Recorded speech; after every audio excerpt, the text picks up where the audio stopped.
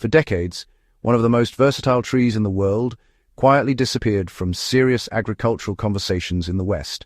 Not because it stopped working, but because entire industries shifted toward petroleum, synthetic chemicals, and centralized food systems. Long before that shift, farmers knew this tree as a complete survival plant. Its seeds produced lamp oil and machine lubricant. Its leaves were used in traditional medicine. Its young shoots and flowers were eaten as food, and the remaining biomass fed animals and fertilized fields. The tree is moringa, and once you understand what it can do in a garden ecosystem, it becomes difficult to ignore. Most gardeners have no idea how productive a single moringa tree actually is. A mature moringa tree can produce several hundred seed pods per season under warm conditions. Each pod contains seeds rich in oil, protein, and compounds with strong antimicrobial properties. The leaves, which grow rapidly and continuously, are one of the most nutrient-dense plant foods known. They contain high levels of calcium, potassium, iron, and vitamins that rival many cultivated greens. What makes moringa unusual is not just the nutrition, it is the speed. In warm climates, the tree can grow several feet in a single season, and when pruned aggressively, it behaves less like a traditional tree and more like a perennial vegetable system. That's where gardeners start seeing the real advantage. If deeper practical guides like this interest you, the In the Beginning email list linked in the description shares additional experiments, soil building systems, and regenerative gardening techniques. It's also where tools used in these projects are listed. Two that consistently outperform the rest are the EPICA Countertop Compost bin and the VEVOR Compost bin. Both ferment kitchen scraps without odor and produce microbe-rich compost material that dramatically accelerates soil fertility. The links are in the description if you want to check them out or order one, and using them helps support the channel so these experiments can keep happening. You know, the real power of moringa shows up when you stop growing it like a tree. Most gardening guides recommend planting moringa and just letting it grow tall, but honestly that approach misses the point completely. If you allow the tree to shoot upward without pruning, it becomes difficult to harvest and produces fewer tender leaves. Serious growers actually treat moringa more like a coppice tree or a perennial leafy crop. Once the plant reaches about 3 feet tall, the main stem can be cut back to around 18 inches. That pruning, well, it forces the tree to branch aggressively and produce multiple growing points. Within just a few weeks, those branches begin producing dense clusters of leaves. So instead of a tall tree, you end up with a compact leaf factory that can be harvested repeatedly throughout the growing season. The leaves alone can turn a small garden into a nutrient powerhouse. Fresh moringa leaves have a mild flavor, somewhere between spinach and watercress.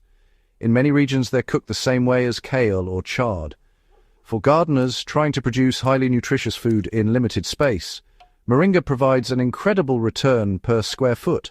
A well-managed tree can produce several pounds of edible leaves every month during active growth. The leaves can be eaten fresh, dried for powder, or added to soups and stews. Drying the leaves is particularly useful for long-term storage. When dried properly in shade with good airflow, the leaves retain most of their nutrient content and can be ground into a green powder that stores for months.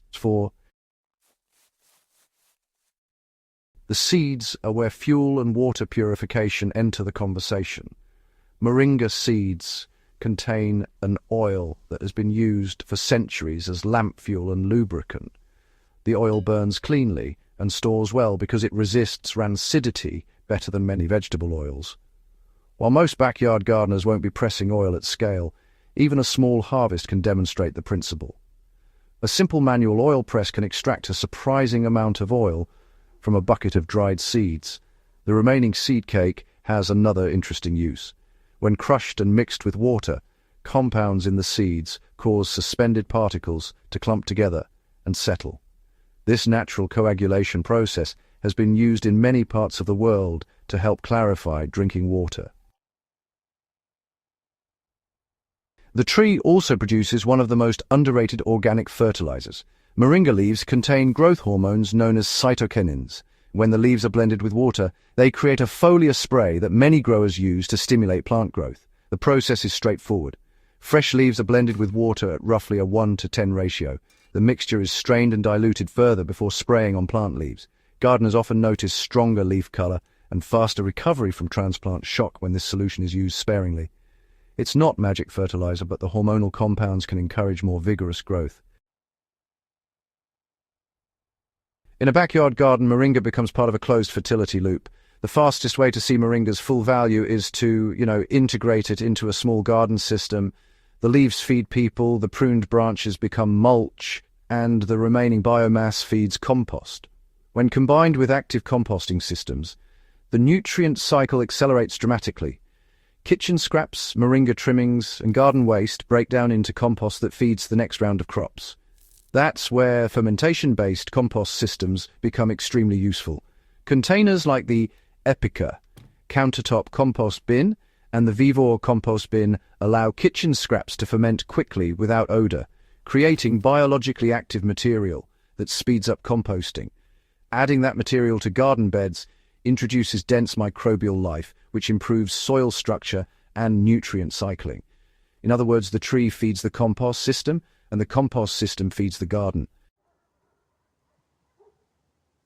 Hydroponic growers can still benefit from the biology behind moringa. While moringa itself is not typically grown inside hydroponic systems, extracts from its leaves have been tested as plant growth stimulants in controlled agriculture. Small amounts of diluted leaf extract added to nutrient solutions can introduce natural growth regulators that influence plant development.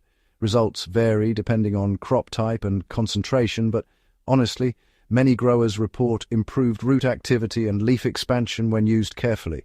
The key is moderation. Hydroponic systems already deliver precise nutrients, so extracts should be diluted heavily to avoid disrupting nutrient balance.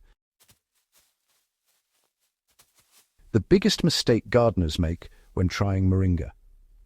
Many people plant a moringa seed and then forget about it. Without pruning, the tree grows tall and leggy and eventually becomes difficult to manage. Regular cutting transforms it into a productive system. Every pruning cycle encourages new branches and more leaf production. The harvested material becomes food, mulch, or compost input. Another mistake is planting the tree in poor soil and expecting miracles. Moringa tolerates rough conditions, but like any productive plant, it responds dramatically to fertile soil. Adding compost, maintaining moisture, and encouraging soil biology produces a far more productive tree. What this tree really represents in a modern garden. Moringa isn't just another exotic plant to experiment with. It represents an older approach to agriculture, where plants served multiple roles at once. Food, fuel, medicine, fertilizer, and livestock feed all came from the same species. That kind of efficiency is rare in modern monoculture systems, but incredibly valuable in small-scale gardening. When one plant provides several resources, the entire garden becomes more resilient. The deeper lesson for gardeners who want independence. Plants like moringa remind us that the most powerful tools in gardening are often biological systems rather than purchased inputs. A well-chosen tree can produce food, improve soil fertility, and support other crops all at the same time. When those systems are combined with active composting, microbial soil life, and careful observation, the garden becomes far more productive than most people expect. If guides like this help you rethink how your garden works, subscribe to In the Beginning and share the video with another grower who wants to push their soil and food production further. Real gardening progress comes from understanding systems that work with nature rather than constantly fighting against it.